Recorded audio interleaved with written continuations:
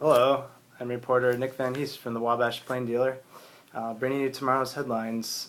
Basically, what this is a preview of our tomorrow's print product, um, some of which is already available on our website at www.wabashplaindealer.com, and links to the website articles are also available on our Facebook and Twitter pages. First off, for tomorrow, the lead story is a story by me.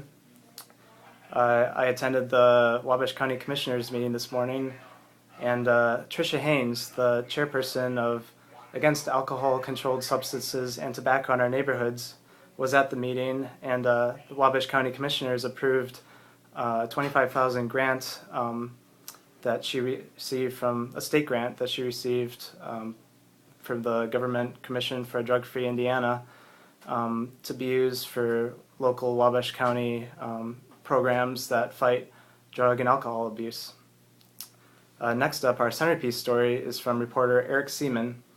He attended a ceremony at Beacon Credit Union that honored the late President Bruce Ingram and named the administration center in his honor, calling it the Bruce Ingram Building. Current President and CEO Kevin Willor honored Ingram for all his dedication and service and leadership.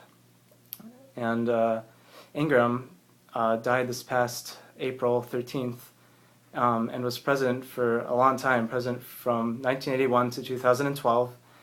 And inside the Beacon Credit Union building, there is a plaque in his honor.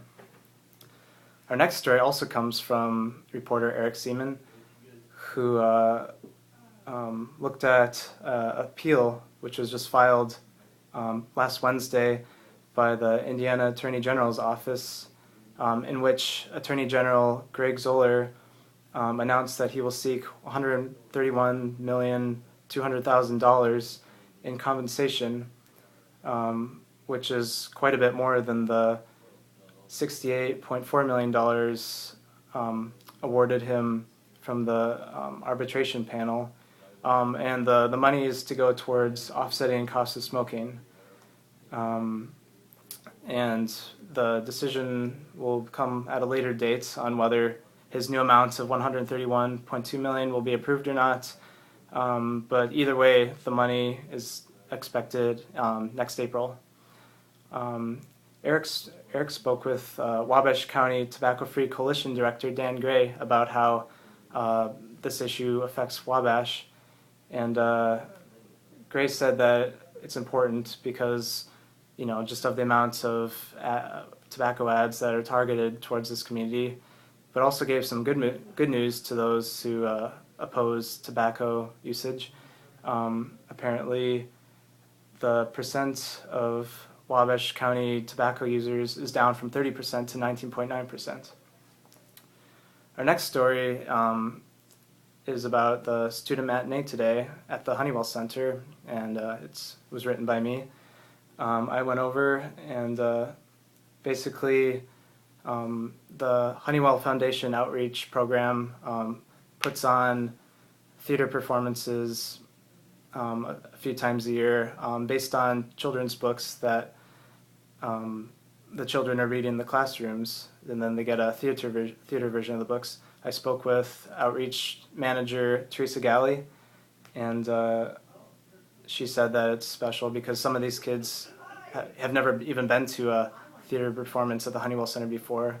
The shows are typically targeted towards first through third graders. Our next story comes from Huntington reporter Lucas Bechtel, who wrote an article about Upper Wabash programs, about the Upper Wabash interpretive services, which are based in Andrews. They're adding 8 new birds, but to help pay for the birds, they're starting a Adopt a Bird program, which costs from $100 to $600 a year for a bird lover who wishes to sponsor a bird.